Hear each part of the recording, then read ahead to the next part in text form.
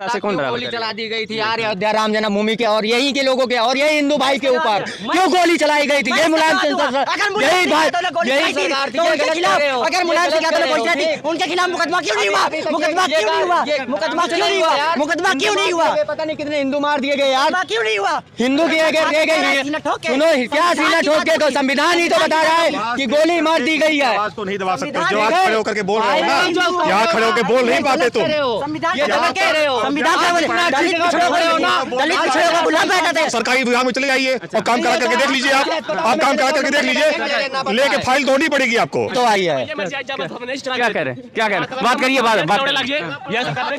तो ठीक है दोस्तों, जैसा कि आप लोगों ने देखा आएंगे जो राम को लाए हैं हम उनको लाएंगे। अच्छा मतलब योगी जी राम को लाए हैं। मैं तो भैया जी हमारे भैया जी जाइए मत भैया प्लीज भैया हाथ जोड़ो पैर पकड़ ले भैया जाइए। हम भैया जी हम आए हैं छात्र हैं भैया जी। हम 5 काम राज्य सरकार के जानना चाहते हैं जो 2017 से 17 से 22 के बीच योजनाएं 5 योजनाएं जमीनी स्तर की। बस भैया जी मैं ऐसे उल्टे पैर लौट जाऊंगा आज। अब गई भैंसिया का ई खुटवा से खोल के वो खुटवा में बांध देबो ज्यादा दूध दे दी 112 कर दियो भैया। एक बात नॉर्मल बात। हेलो दोस्तों, स्वागत है आपका अपने यूट्यूब चैनल पढ़ो तो जानो में। तो दोस्तों जैसा कि आप जानते हैं कि चुनाव की तारीखों का ऐलान बहुत पहले हो चुका है और प्रथम चरण का जो है वोटिंग अब जस्ट कुछ दिनों बाकी है। अब कुछ दिनों में वोटिंग होगा और सभी पार्टियां जो है अपने तैयारियों में लगी हुई हैं, अपने प्रचार में लगी हुई हैं। आपको पता है कि जो है रैलियां नहीं की जा रही हैं, डिजिटल प्रचार किया जा रहा है। और डिजिटल प्रचार में हम देख रहे हैं कि यहाँ जो है काफ़ी लोग अपने अपने तरीके से अपना प्रचार कर रहे हैं। तो हम आए हैं रामपेड़ी पे, तो रामपेड़ी पे मौजूद थे तो हमारे साथ बहुत सारे युवा हमको दिखे। तो मैंने सोचा उन युवाओं से हम बात करेंगे कि उन युवाओं के मन में क्या है। देखिए उनसे बात करने के बाद ही में पता चल पाएगा कि चुनाव का माहौल क्या है, क्योंकि एक कहावत है कि जिस ओर जवानी चलती है उस ओर जमाना चलता है। तो हम युवाओं से बात करने की कोशिश करेंगे, लेकिन कुछ युवा हैं कि जो है इधर उधर भाग रहे हैं, शायद वो बात करने की फिराक में नहीं है, बात नहीं करना चाह रहे हैं। लेकिन एक भाई है उनसे बात करते हैं। क्या नाम भैया आपका? अर्जुन कुमार।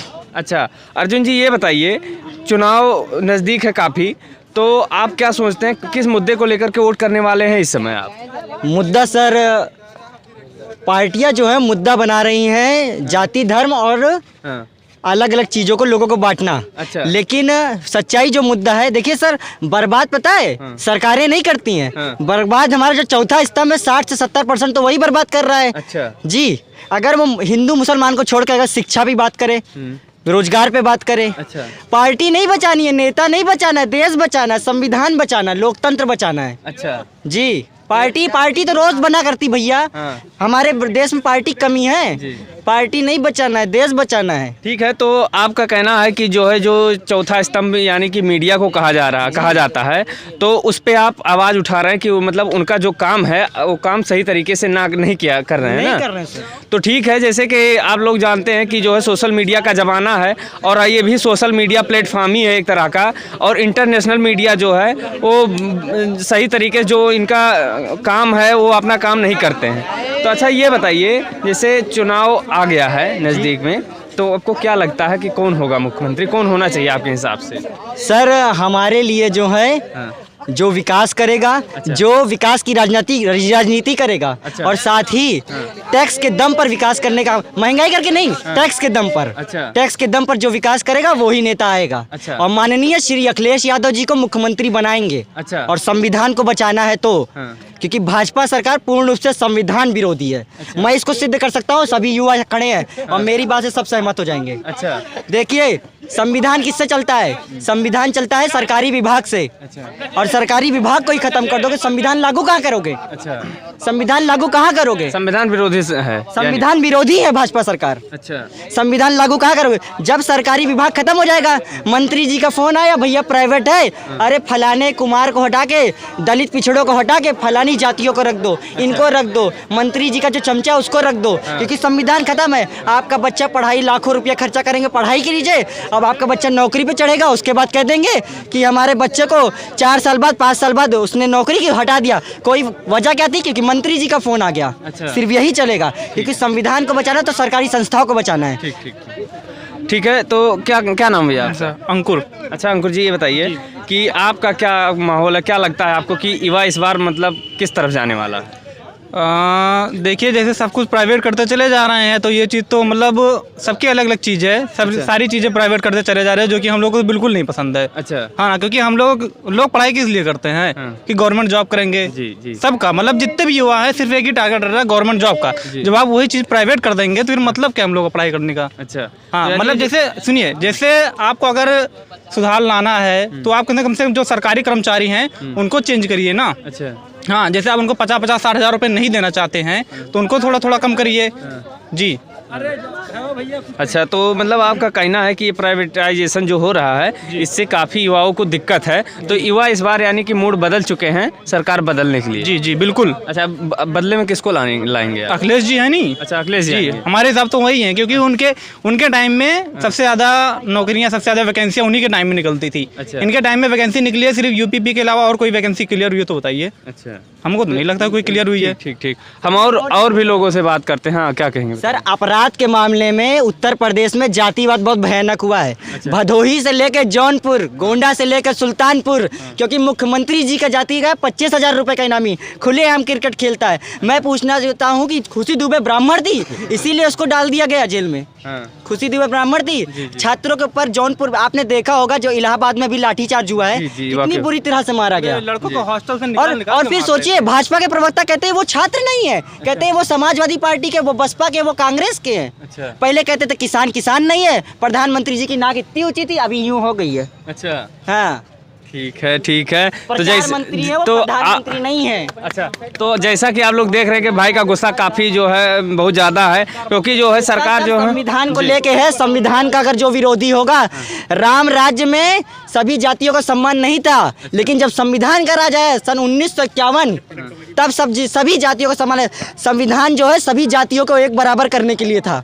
संविधान सभी जातियों के लिए था, चाहे वो दलित हो, ब्राह्मण हो, क्षत्रिय हो या पिछड़ा हो। अच्छा, तो कौन बराबर, मतलब आपके हिसाब से कौन बराबर गोली चला दी गई थी यार अयोध्या राम जन्मभूमि के और यहीं के लोगों के और यही हिंदू भाई के ऊपर क्यों गोली चलाई गई थी? ये मुलायम सिंह यही भाई, यही सरकार थी, ये गलत कह रहे हो। अगर मुलायम सिंह यादव ने गोली चलाई थी, उनके खिलाफ मुकदमा क्यों नहीं हुआ? मुकदमा क्यों नहीं हुआ? मुकदमा क्यों नहीं हुआ? पता नहीं कितने हिंदू मार दिए गए यार, क्यों नहीं हुआ? हिंदू की रह गई। सुनो, क्या सीना ठोक के? संविधान ही तो बता रहा है कि गोली मार दी गई है। आवाज को नहीं दबा सकते। जो आज खड़े होकर के बोल रहे हो ना, यहाँ खड़े होकर बोल नहीं पाते तुम। संविधान ये गलत कह रहे हो। संविधान दलित पिछड़ों को गुलाम बैठे थे, दलित पिछड़ों को गुलाम बैठे थे। यही दलित पिछड़ा अल्पसंख्यक अब की बार मुद्दे पे वोट देगा। वही चला करता था। आज यहाँ पर जो दीपोत्सव का कार्यक्रम हुआ, कभी हमने सोचा था? कभी हमने सोचा था कि ऐसा दीपोत्सव होगा यहाँ पर? ठीक है, मुद्दे पे बात करते हैं। देखिए, सुनिए मेरी बात, सुनिए मेरी बात। देखिए, जैसा प्राइवेटाइजेशन की बात कर रहा है, प्राइवेटाइजेशन की बात कर रहा है। आप जाइए प्राइवेट सेक्टर में, देखिए कैसे काम होता है, और सरकारी विभाग में चले जाइए और काम करा करके देख लीजिए। आप काम करा करके देख लीजिए, लेके फाइल तोड़नी पड़ेगी आपको, और जा करके आप देखिए प्राइवेटाइजेशन में। ठीक है, मेरी बात सुन लीजिए। जैसे आप कह रहे हैं कि सरकारी में फाइल लेके दौड़नी पड़ेगी, तो ये सरकार जैसे सरकार व्यवस्था सही कर सकती है ना? कर रही है, लेकिन आप बहुत ऊपर बैठे हुए हैं। आप ऊपर से सही करते हुए आ रहे हैं, नीचे के लोगों को भी जागरूक होना होगा। हर विभाग में जो नीचे बैठा हुआ है उसको भी जागरूक होना होगा। प्राइवेट करना उसका समाधान तो नहीं, समाधान उसका नहीं है, लेकिन जिस सेक्टर में जहाँ जरूरत पड़ेगी वहाँ वैसा निर्णय लिया जाएगा। 2 करोड़ रोजगार का है, 15 लाख खाते में कहाँ है? रोजगार मिल जाता था, 15 लाख खाते में कहाँ है? पहले कहाँ रोजगार की बात करते थे? आज जनसंख्या इतनी बढ़ रही है, कितने रोजगार आप पैदा कर लोगे? अच्छा सुना मेरी बात, हर मिनट 1000 बच्चा पैदा हो रहा है। कितने रोजगार आप पैदा कर दोगे? बताओ जरा हमको, कितने रोजगार आप पैदा कर दोगे? ये आपकी बातों से मैं भी नहीं सहमत हूँ, क्योंकि जनसंख्या, सुनिए मेरी बात सुनिए, जनसंख्या जो है, जनसंख्या नियंत्रण कानून भी ला रहे हैं, और जनसंख्या, सुनिए इधर भाई जी, ये आप विकास की बात करिए। तो अयोध्या में विकास हुआ है आपको लगता है? क्यों नहीं हो रहा है? आपको दिख नहीं रहा है? इतना विकास हुआ आपने देखा नहीं? जी जी कनेक्टिविटी कितनी बढ़ गई, कितने ये एक्सप्रेसवे बन गए, एक मेट्रो आप लाए, आज 5 मेट्रो का काम चल रहा है, आपको विकास नहीं दिख रहा है? कौन सा शुगर मिल? अच्छा। सारे शुगर मिल बंद हो गए, ठीक है। सारे शुगर मिल बंद हो गए, आज सारे शुगर मिल चालू कर दिए गए। किसानों का यह कहना है कि उनके गन्ने का भुगतान सही समय पे नहीं हो पा रहा है, इस पे क्या? एक सबसे ज्यादा भुगतान हुआ इनकी योगी सरकार में। हाँ, मेरा एक सवाल है कि 4.5 साल में योगी जी ने गन्ने का रेट नहीं बढ़ाया, गन्ने का रेट नहीं बढ़ाया, उतना सापेक्ष नहीं बढ़ाया रेट, लेकिन जितनी आवश्यकता थी, जितने सापेक्ष बढ़ाना चाहिए था उतना नहीं बढ़ाया। आगे उस पर काम चलेगा, धीरे धीरे और बढ़ाया जाएगा रेट। लेकिन जो एमएसपी वगैरह लागू कर दी गई, आज सन 57 में और कब बना था एमएसपी? किसी ने लागू किया? किसी सरकार ने। अब एमएसपी जाके लागू हुई है। ठीक है, हम और लोगों से बात करने की कोशिश करेंगे। ठीक है, आप लोग आप कैमरे के सामने बात करिए। आइए फैसला नहीं ठीक है, ठीक है, सुप्रीम क्या? कोर्ट का क्यों नहीं फैसला, लेकिन भाजपा सरकार थी तो आई है। क्या कह रहे हैं? बात करिए, बात करिए। तो ठीक है दोस्तों, जैसा कि आप लोगों ने देखा कि जैसा कि आप लोगों ने देखा कि भाई काफ़ी जो है उत्साहित हो रहे हैं, काफ़ी जो है मतलब एक युवा हैं, युवा होने के नाते जो है काफ़ी ज़्यादा उत्साहित हो रहे थे। तो और भी लोग थे, उन्होंने अपनी बात रखी, और भी लोगों से बात करने की कोशिश करते हैं। देखते हैं इधर भी लोग हैं, देखते हैं बात करते हैं। क्या नाम भैया आपका? सत्य प्रकाश। यहीं के रहने वाले हैं जी। भैया? ये बताइए कि चुनाव आ गया है, चुनाव नज़दीक है, तो आप किस मुद्दे पर वोट करने वाले हैं? क्या मुद्दा रहेगा आपके लिए? भाजपा। अच्छा, भाजपा ही मुद्दा सबसे बड़ा। हाँ। मतलब भाजपा आपके लिए बेस्ट है, बेस्ट पार्टी। सबसे बेस्ट। अच्छा, काम हुआ उनकी सरकार में? बहुत हाँ। बहुत। अच्छा। जो समझ ना पाए उसकी बात तो अलग है, जो समझ सबसे गए। बड़ी बात है कि राम मंदिर का मुद्दा अच्छा अयोध्या में सबसे बड़ी बात है कि राम मंदिर मुद्दा। अच्छा, विद्यार्थियों का कहना है कि मंदिर से हम लोगों का पेट नहीं भरेगा, हम लोग को रोजगार नहीं दे रहे हैं, बेरोजगारी इतना ज़्यादा है, महंगाई इतना ज़्यादा बढ़ा रहे हैं, और विद्यार्थियों पे लाठीचार्ज किया जा रहा है। तो इस पर क्या कहना है आपको? देखिए, लाठी चार्ज वाली बात एक अलग है, ठीक है। राम मंदिर सबसे बड़ी मुद्दा एक तो था, काफी दिन से टिका हुआ था, और अखिलेश भी आएंगे तो कोई दिक्कत नहीं कि राम मंदिर रुक जाएगा। राम मंदिर रुकेगा नहीं, वो तो कोर्ट का फैसला है, वही चीज़ कोर्ट का फैसला है, सबसे बड़ी बात है। जी। और छात्र ये तो सबसे बड़ी बात है कि हाँ, ये तो परेशान है भाई साहब, इस पे हम कहेंगे। अच्छा। क्योंकि जितने छात्र लोग हैं, हम भी पढ़ाई करते हैं। अच्छा। इस पे सब परेशान हुए हैं क्योंकि कोई नौकरी नहीं मिल रहा है या वैकेंसी कोई नहीं निकाल रहे हैं। ये तो सबसे बड़ी बात है। अच्छा। जैसे हम भी लोग आर्मी की तैयारी कर रहे हैं, अभी तक कोई भर्ती नहीं आई है, 2 साल हो गया।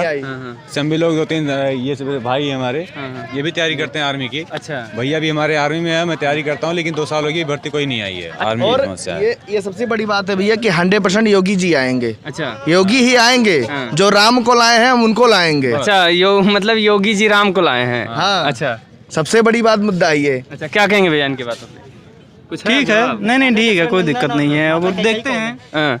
अच्छा ठीक है, तो जैसा कि भाई एक भाई है कि काफ़ी ज़्यादा उत्साहित। आइए, आप आ जाइए। देखिए, कहने का मतलब है अपने तर्क से जवाब दीजिए, ठीक? बातों से आप जो होता है अपने मुद्दे अपने बात रखिए, ठीक? उत्साहित होने की आवश्यकता नहीं है। चिल्लाने दो, भैया तो बच्चे हैं। क्योंकि जैसे भैया ने कहा कि जो राम को लाए, आपको पता है रावण को मारने के लिए भगवान श्री राम ने मनुष्य का अवतार लिया था, और मनुष्य के अवतार के लिए हमेशा विज्ञान का एक होता है कि जब 2 लोगों का मिलन होता है तभी बच्चा जन्म लेता है। तो राम जी को माता कैकेयी और राजा दशरथ नंदन रत्र दशरथ लाए हैं, और मर्यादा पुरुषोत्तम प्रभु श्री राम है। प्रभु श्री राम सबके हैं जी। तो हाँ क्या? तो सबसे बड़ी बात है कि देखो, अखिलेश भी आएंगे। अच्छा। तो उनका भी राम है। हाँ। योगी जी आएंगे, उनका भी राम है। पूरे हिंदू के जितना हिंदू समाज है, बिल्कुल एकदम, वो तो राम के लिए हमेशा ही है। अयोध्या नगरी में अच्छा। कोई भी आएगा, अब हिंदू मुस्लिम हमारे भाई बहुत सारे लोग आते हैं अयोध्या में, दर्शन करते हैं प्रभु श्री राम नगरी का। अभी इनका मैनिफेस्टो जो है, अखिलेश जी ने अपना मैनिफेस्टो जारी किया है, उसमें काफ़ी जो है किसानों के लिए बात की जा रही है, बिजली की बात की जा रही है कि 300 यूनिट फ्री बिजली दी जाएगी, और किसानों पे जो मतलब लोन होता है, लोन दिया जाएगा, तो उस पर ब्याज नहीं, ब्याज मुक्त रहेगा। तो इस पर क्या मतलब सरकार, मतलब वो किसान उनकी तरफ आ पाएंगे? क्या लगता है आपको? ये सब फ्री करके मतलब अपने तरफ किसान को आकर्षित कर पाएंगे?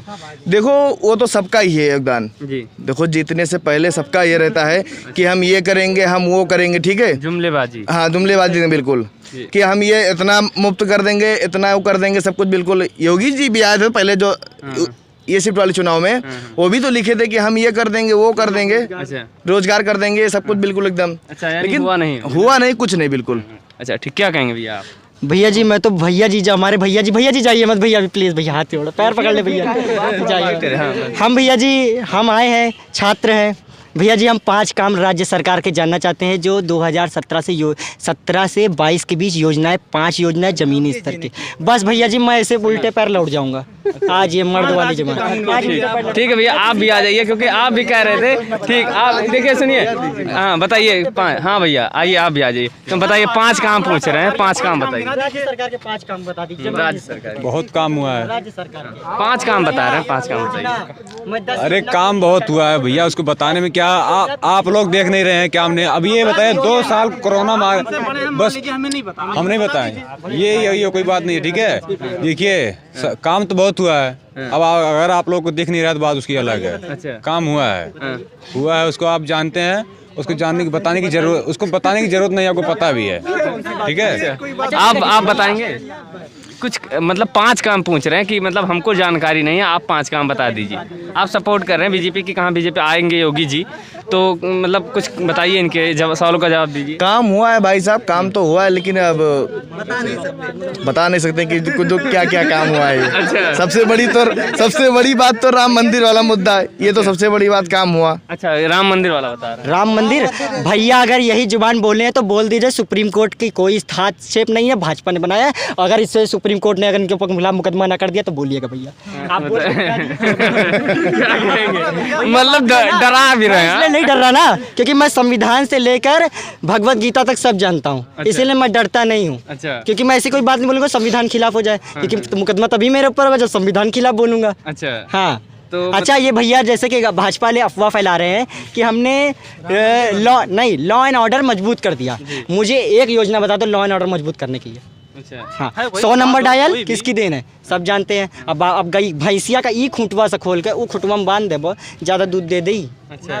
112 कर दियो मतलब है भैया। एक बात नॉर्मल बात कर रहे हैं, मतलब जी। उनका कोई विरोध नहीं है। देखिए निःशुल्क राशन दिया, केंद्र सरकार की योजना है, प्रधानमंत्री निःशुल्क राशन वितरण, अच्छी बात है। लेकिन सर भैया हमें चाहिए टैक्स के दम पर विकास करने वाला नेता। अच्छा। महंगाई करके विनाश करने वाला। आपको बता दे रहे, यही स्मृति ईरानी जी थी, धन्य हो, जिन्होंने 10 रुपया LPG के दाम बढ़ने पर प्रधानमंत्री मनमोहन सिंह जी को चूड़ी भेजा था। अभी 600 रुपया दाम बढ़ चुका है। अगर कांग्रेस का कोई भी नेता मुझे सुन रहा है तो उसका काम क्या है वो जानता है। धन्यवाद। अच्छा। तो ठीक है दोस्तों, जैसा कि आप जानते हैं कि मैंने काफ़ी लोगों से बात की, उन्होंने अपनी अपनी राय रखी। उन्होंने बताया कि मतलब क्या समस्याएं हैं यूपी में, और यूपी में क्या समस्याएं हैं आप भी इससे वाकिफ़ हैं। इस समस्याओं का समाधान हुआ है कि नहीं हुआ है, आप इस समय इस चुनाव में आप किसे लाना चाहते हैं, कौन होना चाहिए आपके हिसाब से मुख्यमंत्री, आप लोग कमेंट बॉक्स में करके बताइएगा दोस्तों। तो फिर मिलेंगे ऐसे ही वीडियो के साथ में, तब तक के लिए धन्यवाद दोस्तों। जय हिंद, जय भारत।